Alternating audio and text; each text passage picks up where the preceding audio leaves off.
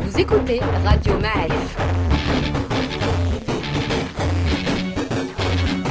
Le podcast Icône.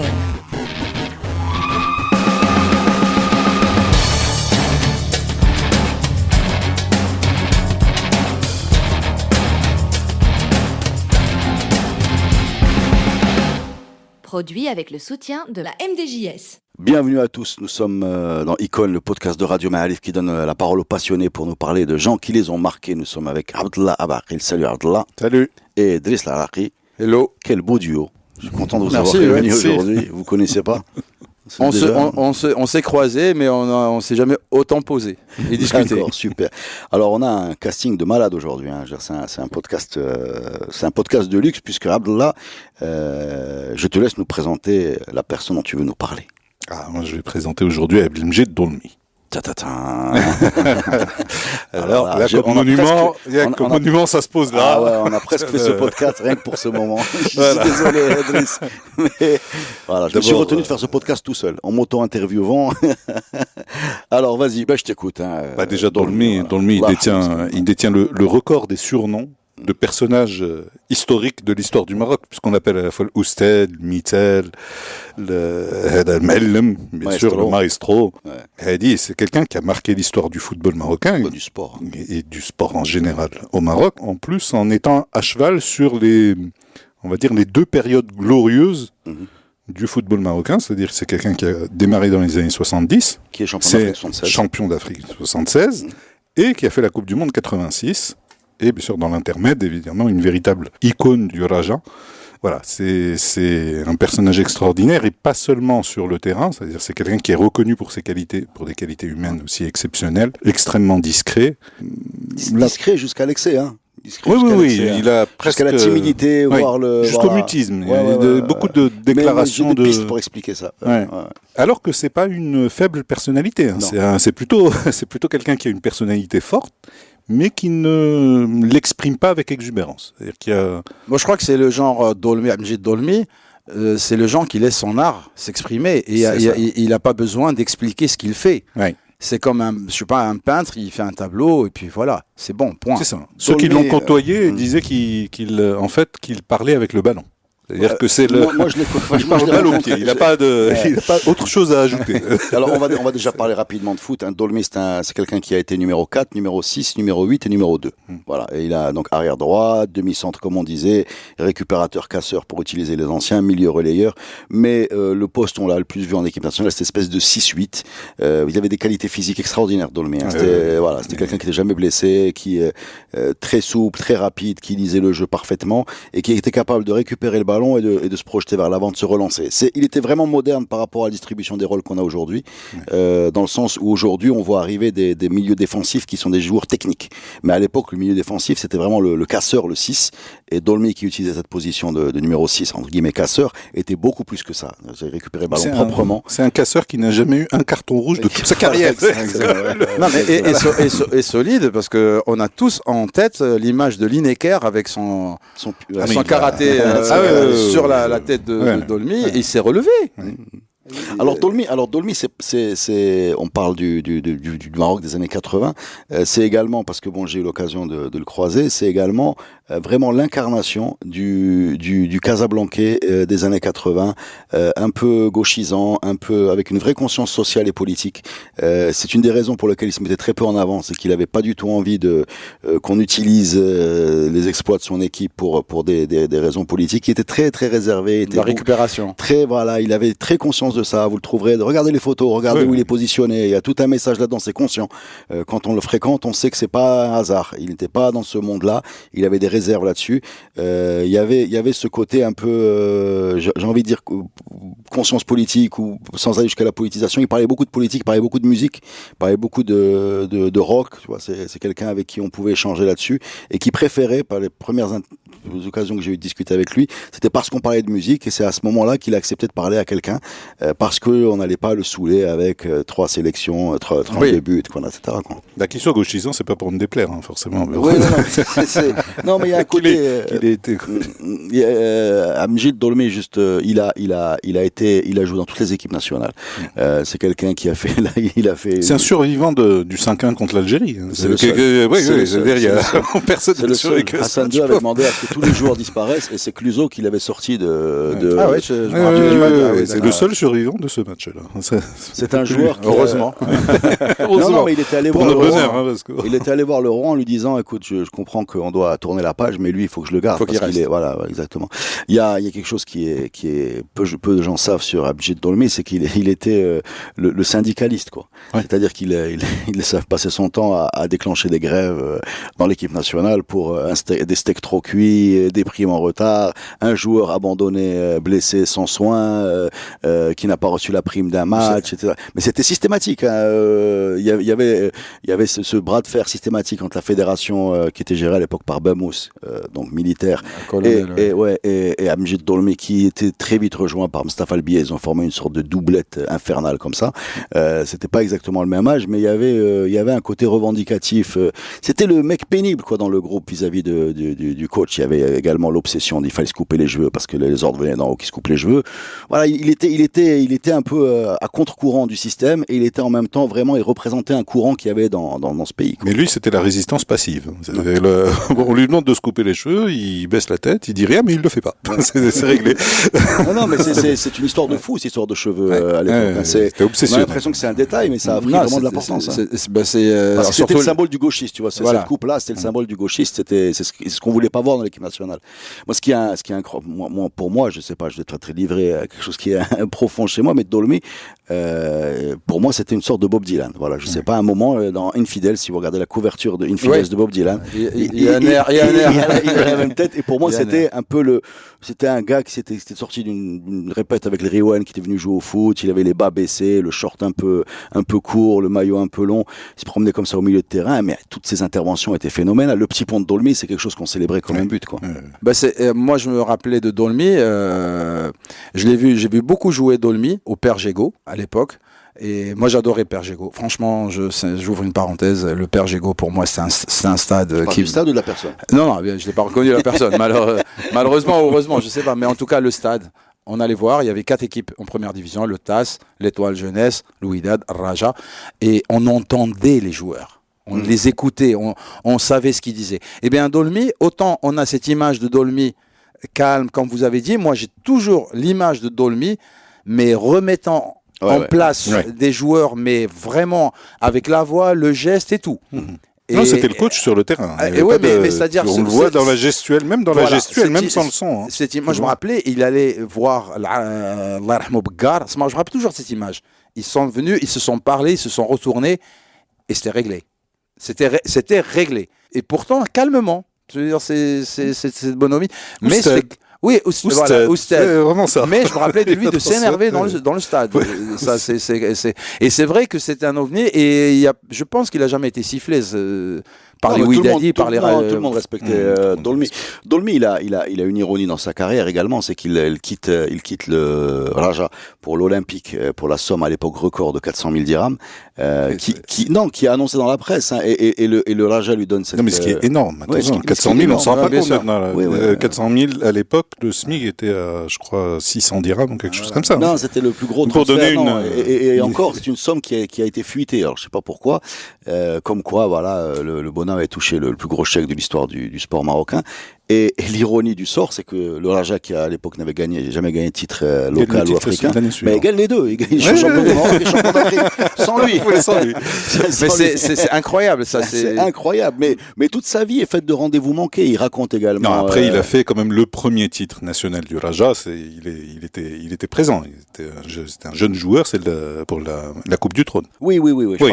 Non, mais par contre, le titre de champion, effectivement, là, c'est quand même. Je peux en rajouter une. Il fait un match amical contre la France, et le prince Régnier descend dans les vestiaires et dit: je signe ce bonhomme, quoi. Et lui, il lui répond: tu sais quel âge j'ai, moi, c'est bon. Non, mais il avait ce côté. C'est absolument pas quelqu'un qu'on imagine soluble dans un professionnalisme à l'européenne ou un club plus. Il n'était pas là-dedans. Il n'était pas là-dedans du tout. Presque quand on discutait avec lui, on a l'impression que son talent l'avait mené jusque-là un peu par hasard et que lui n'était pas particulièrement demandeur de tout ce qui allait autour du football en termes de... C'est pas un footballeur. Fondamentalement, c'est pas un footballeur. Ouais. C'est-à-dire que c'est C'est quelqu'un quoi, qui a alors, un talent. Voilà, c'est quelqu'un qui a un talent pour faire quelque chose. Bon, il se trouve que là, c'était le football. Mais c'est pas un footballeur, comme tu dis, c'est pas un footballeur professionnel. C'est pas quelqu'un qui a été au football pour la gloire, l'argent, les transferts, toutes ces notions-là. On a vraiment l'impression que dans son comportement général, il va utiliser ce talent parce qu'il prend du plaisir aussi à le faire. Hein. On sentait aussi qu'il aimait beaucoup jouer.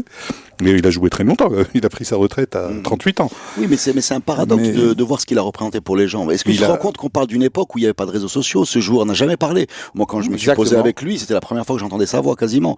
Même la télé nationale, qui était vraiment toute puissante à l'époque, ne voulait pas lui parler. Alors qu'on était c'est presque un service public, un service militaire. C'est une insulte de ne pas le faire. Mais comment il a réussi à diffuser auprès des tribunes de tous les publics du Maroc, pas seulement celui du Raja, le fait qu'on avait à avoir cette personnalité comme ça, un peu rebelle, un peu résistante, sans parler jamais. C'est un grand mystère. Oui, mais je pense. Alors qu'aujourd'hui, avec les réseaux sociaux, on les connaît pas. Alors oui, mais comme tu dis, il y a aussi il y a beaucoup de non-verbal. Tu vois, tout à l'heure, tu parlais de la symbolique des cheveux.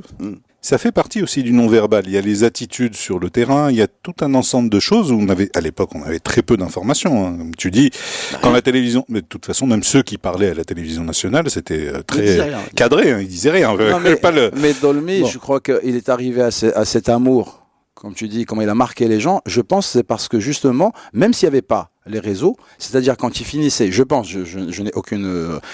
quand il finissait son match, on le voyait plus. C'est comme s'il disparaissait. C'est-à-dire, d'après ce qu'on me disait, il rejoignait un pote à Monica Plage, où il est toujours un petit peu en extérieur. Donc, on se disait, où il est Dolmy, on n'a jamais vu qu'il était dans un café, ou dans une bagarre, ou dans X ou X. Donc, quelque part, les gens venaient, apprécier, ils avaient pour leur argent, parce qu'il fait exactement le spectacle, le show qu'il faut, puis il sort, et puis basta, à dimanche prochain. Oui, mais ça encore, les scandales et tout ça, il faut voir aussi que c'était pas l'état d'esprit de l'époque. Il y en avait très peu. Mais les autres joueurs, on te disait par exemple que... ils gagnaient pas grand-chose je vais pas citer, pour faire les... Mais je vais pas citer le joueur. On disait par exemple que tel joueur, on pouvait le trouver, sans être péjoratif. On peut le trouver dans un café, discuter, ou jouer aux cartes, ou tel joueur, il est toujours à un diable, il joue au foot. Lui, il disparaissait. C'est pour ça que je te dis c'est pour ça que je disais, on a l'impression qu'il n'a jamais voulu être footballeur dans le sens moderne du terme, c'est-à-dire être connu, cette espèce star, mis en avant, sollicité de partout, reconnu de partout. Moi j'ai aussi cette image, longtemps après sa retraite, en Tunisie, le jour de la finale de la Coupe d'Afrique, donc en 2004, où j'étais dans le stade, et on voit arriver Dolmy, et tu as tout le public, c'est-à-dire mais l'ensemble des travées, mais tout le monde lui fait des signes. Lui, timidement, il lève le bras, fait un petit signe en passant, mais rien de plus. Mais on voyait des années après qu'il ait arrêté de jouer, il y avait toujours cette image intact. Le gars, personne ne va aller chercher, je sais pas, un Ouidadi va pas dire non mais c'est un bol du Raja ou un truc comme ça. C'est vraiment c'est un élément qui nous réunit tous. Et je pense aussi qu'il y a un certain spleen, il y a un malaise dans ce personnage. Par exemple, les heures, j'ai passé 2 ou 3 fois des moments avec lui, j'en ai fait des articles. Il insistait beaucoup pour te dire, moi je veux bien qu'on parle, mais on parle de musique. Oui, voilà, exactement. Il va partir sur Clapton, sur George Harrison, il aimait beaucoup George Harrison, sur la musique des années 70, c'est vraiment sa culture, etc. Et il va parler de politique également. Mais cette histoire de foot, etc., c'est comme s'il n'avait pas envie d'être mis en avant par rapport à ça. Et il ne voulait pas en faire grand-chose. Voilà, c'est pas... Mais chichi, Et d'ailleurs, moi, je lui parlais de ces petits ponts, il te disait c'est une solution technique. C'est jamais fait pour humilier l'adversaire, c'est juste parce que... Si j'avais autre chose à faire, j'aurais fait autre chose. J'aurais fait autre chose, mais là, j'ai sa bing, voilà. Après, quand les gens célèbre pour ça. C'est pas du tout le petit pont, parce qu'il était connu pour ça quand même. Ah oui, c'est pas du tout le petit pont célébration de l'ego, humiliation de l'adversaire qu'il y a aujourd'hui. Pour lui, il y avait ce problème-là entre ce que je fais et comment c'est perçu. Mais peut-être que Dolmy, d'après ce que toi tu l'as rencontré, il écoute de la musique. J'ai suivi ce que tu as écrit sur lui. Il écoute de la musique. Franchement, moi, quand j'ai découvert ce que tu as écrit sur lui, j'étais halluciné. Jamais pour Je moi. vais même te raconter dans ce podcast comment on l'a rencontré. C'est que ses nièces venaient dans nos concerts. Ouais, d'accord. Okay. Voilà, on a présenté ses nièces qui étaient Dolmy, qui aimaient bien mon groupe, et je suis allé les voir, on a commencé à discuter, on a dédicacé une chanson à leur tonton. Ça Black Mosseba, on a dit voilà, cette chanson on n'aurait pas pu l'écrire du temps de votre oncle parce que il y en avait pas assez de matière. et c'est comme ça que le lien s'est fait. Est-ce qu'on peut le rencontrer? Voilà, c'est comme ça que c'est. Mais je pense qu'il voulait pas qu'on le voit que joueur. Je pense qu'il avait tellement de choses à dire et tellement de choses. Bon, il y a sa timidité, c'est quelqu'un de tourmenté quand tu le regardes. Voilà, oui. voilà, Oui. D'ailleurs, je pense pas que ce soit de la timidité. C'est un peu, il est plus réservé que timide. C'est pas de la timidité. Il se protégeait lui-même de ses opinions politiques. Je pense qu'il a compris beaucoup de choses. Voilà, il fait partie. Il te parlait des années de plomb. C'est quelqu'un qui avait dans les années 80, est un bon instinct de survie. Voilà, c'est ça, l'instinct de survie. Voilà, statut d'icône validé, sans discussion. Voilà, je veux dire. Là, si on le prend pas lui, on prend personne. J'arrête ce podcast. Amjid Dolmy, grand monsieur Larmon.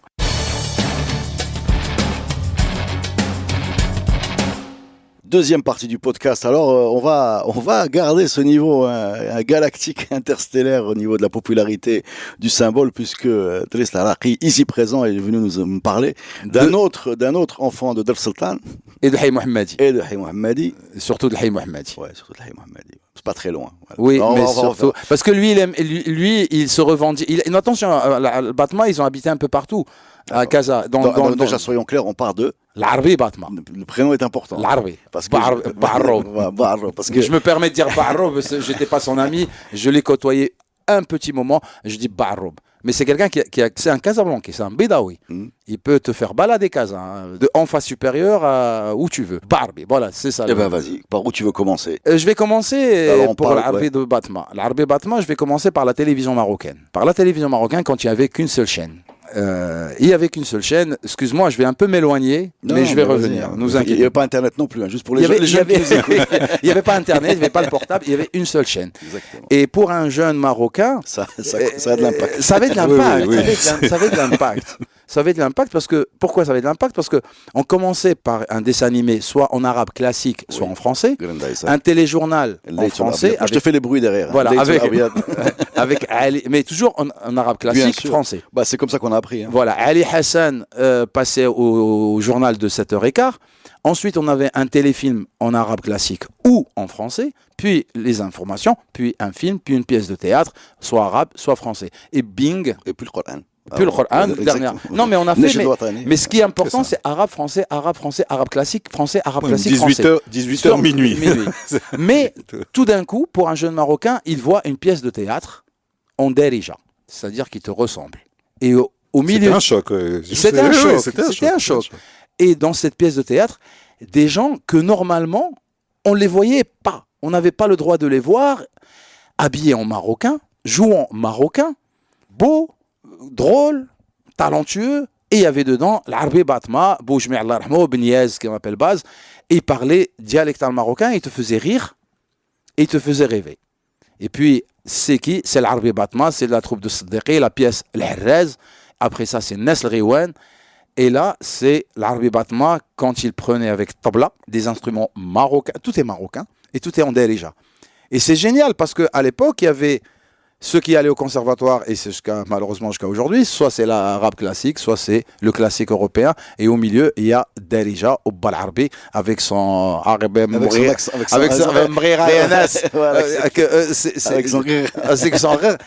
et avec son regard, et avec sa moustache, avec son charisme, on restait scotché. Et là, pour moi, voilà, ma rencontre avec l'Arbi Batma, avec Nesl Riwan. C'est comme ça, et c'est pour ça que je voulais en parler aujourd'hui. Bah écoute, déjà il y a un truc qui semble évident aujourd'hui, mais qui l'était. Nesl Riwan, c'est quelque chose. Déjà c'est un groupe On n'avait pas de groupe. Le groupe est vraiment une création des années 70, très très moderne, hein, y compris en Europe. Hein, c'est-à-dire qu'il y avait Led Zeppelin, les Beatles, les Stones, etc. On va pas tous les faire. Et nous, on avait Nestor Iwan. C'est-à-dire que l'idée, on avait des troupes folkloriques. Oui. Et on avait les troubadours. Les troupes folkloriques. Et on avait ou bien le modèle de Montaleb avec le groupe derrière. Et d'ailleurs, à ce jour, si vous allez à la télévision, à Deuxième par exemple, vous allez avoir du mal à trouver des loges pour un groupe.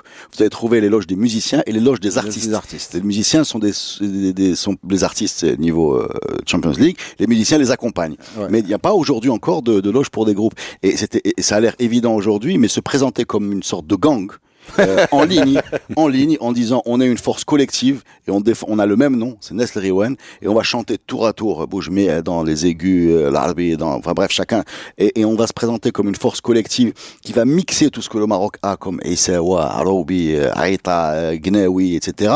On va se présenter avec cette force-là, avec des looks complètement hippisants, enfin j'ai envie de dire, et ça c'est une vraie rupture avec ce qu'il y avait avant. Tu vois le lien avec Dolmy, hein, c'est la même couple, il est là. Non, il y a un truc. Et on va puiser, et on va faire une espèce de grande ralota de tout ce qu'on a, de vraiment moderne, puisque c'est encore une fois, j'insiste, c'est un groupe et il se présente comme une entité, comme un groupe, et en même temps, tout ce qu'on va vous servir existe chez nous.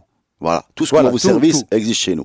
De la poésie de Aroui, du Melhoun, Issa, enfin on a tout et on est dans quelque chose de vraiment local et assumé. Voilà, qui casse un peu également avec le complexe qu'on avait vis-à-vis de la production plus orientale, parce qu'on a quand même également grandi dans l'idée que ce qui venait d'Égypte avait une grande qualité et ce qui venait de chez nous avait un côté c'est un second folklore. C'est un petit peu et avoir un personnage comme l'Arbi Batma et Nesl Riwen a complètement fracassé et a déclenché une vague de popularité qui a été phénoménale, hein. Je pense que tu peux nous en parler.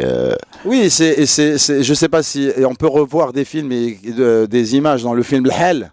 Il y avait beaucoup de policiers devant le cinéma parce que c'était impossible. C'était le Wak Raja. J'ai une anecdote. Il y a, je crois que c'est Nicoletta, la chanteuse française. Ils avaient eu la mauvaise idée de la placer là avec les Riwen, mais la pauvre femme, elle s'est fait chasser du théâtre Mohamed V de Rabat parce que tout le monde était là pour le Riwen.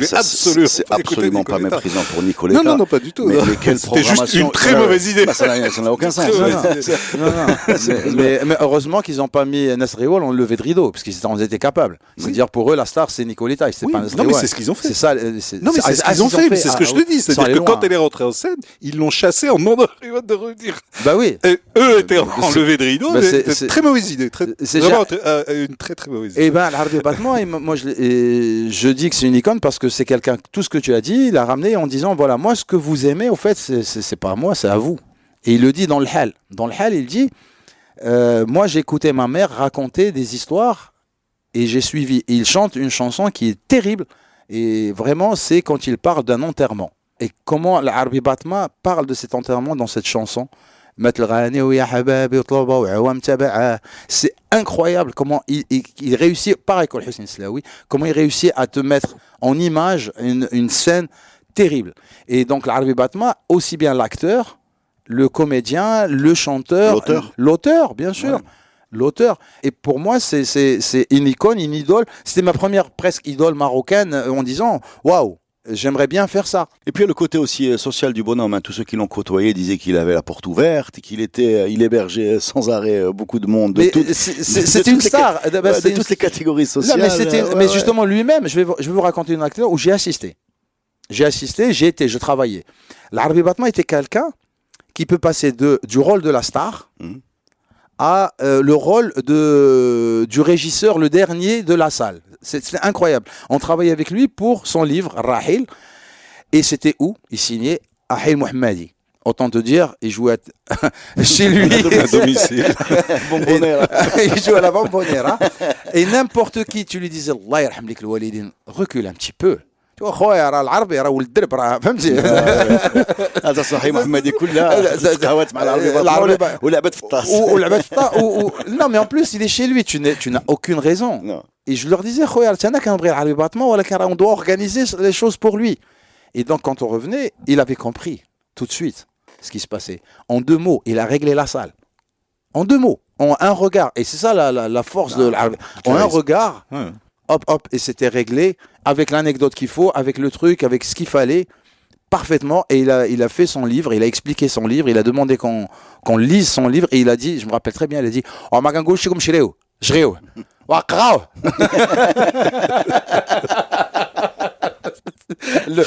le chef de l'édition, il était pas content, l'éditeur. Ah, ma gango, je suis Shireo. Wakrao. Mais est-ce qu'on a une explication pour ce R de l'Arbi Batma? Ça sort d'où? Ça, c'est volontaire. Est-ce qu'il serait aussi populaire s'il l'avait pas? Non, mais je suis pas en train de le juger. J'essaie de le comprendre. Il y a des touches comme ça, des particularités. Moi, j'ai envie juste de terminer en disant que l'association de voix, l'Arbi Batma et Boujmé, c'est quelque chose, enfin, pour moi, dans ces deux voix-là, les aigus de Boujmé, un peu Aloubi, l'autre. Sahraoui plutôt. Voilà, mais vraiment les aigus, les aigus, les kizéro le qalban. Voilà. Et avec un timbre comme ça très, très puissant, et l'autre qui est plus ample dans les graves. Pour moi, ces deux trucs-là, tu une bonne partie de l'ADN de collectif de la musique. Mais tu sais, ça bouge tout le monde. Ça bouge tout le monde. Ça te touche. Mais tu vois, tu parlais de groupe tout à l'heure. Pour moi, c'est un duo. Fondamentalement, beaucoup plus qu'un groupe, comme les Beatles avec McCartney. Techniquement, c'est vrai. C'est-à-dire que tout Nasr Rewan repose sur ces deux personnages. Oui, bien sûr. Arbi Batma et Boujmé. Et après, le reste, il y a... Ouais, mais bon, Abdallah, sincèrement, tous les groupes peuvent être très souvent. Tu vas trouver les Beatles, Lennon, McCartney, les Stones, Jagger, Richards. Enfin, c'est les Zeb. C'est ça. Ce qui me marque, moi, c'est d'avoir comme ça ces deux chanteurs qui sont de deux registres très différents et qui vraiment parlent à tout le monde. Hein. C'est systématique. Hein.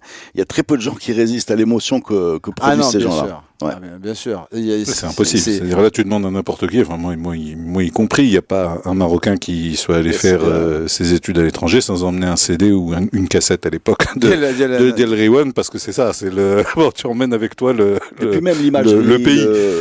Le look. Parfois, tu as l'impression que tout est parfait, tu vois. Ils ont la bonne tête, ils ont la bonne posture, même les pochettes sont extraordinaires. La noire avec Nestlé Rewan en doré dessus. Alors, on a tout cet album, c'est évident. Nestlé Rewan en doré avec l'Arbia. Exactement. Voilà, avec les incrustations de leur tête au milieu et derrière les paroles. Et avec les coupes. Voilà, avec les coupes. Là, parfois, tout est en ligne. Le look, la musique, l'attitude, le discours. Voilà, c'était le cas. Et l'Arbi Batma, pour moi, c'est vraiment, quand on voit l'Arbi Batma chanter, moi, je rejoins Dolmi. C'est génial, c'est facile. Et l'on n'en fait ni trop ni moins. C'est vraiment, et en plus, c'est vraiment marocain. Moderne, hein, aussi bien moderne que chez le fin fond ديال العربيه يقول لك ديالنا هذاك تمشي في المدينه le meilleur moderne ديال المدينه يقول لك pareil tu vas à Paris chez un immigré à l'époque et pour faire le lien entre les deux personnages, tu vois, pareil, ce sont des charismes particuliers. Quand on parle de charisme, on a l'impression de quelqu'un qui est imposant, tu sais, là on est deux maigrichons pas très grands avec beaucoup de cheveux mais et puis une présence qui fait que c'est un fluide quoi. C'est un fluide. Deuxième icône là, j'étais très content de faire ce podcast les amis, il pourrait durer 2 heures. Voilà. Et on est obligé de s'arrêter pour la justice des autres podcasts. Pour le prochain podcast. Pour le prochain podcast. Merci beaucoup, c'était un grand plaisir de faire ce podcast avec vous. La semaine prochaine, les amis, pour une nouvelle édition de Icône. Merci. Vous allez mettre Nasr Rewan là? Bien sûr. Merci.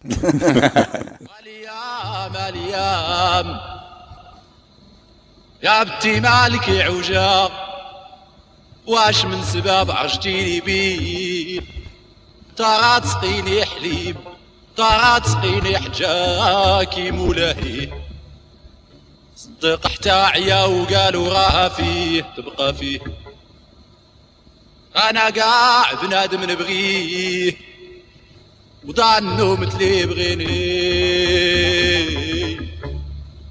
كيف نبغي نقول عليه اللي بخلاقي ما يخليني فين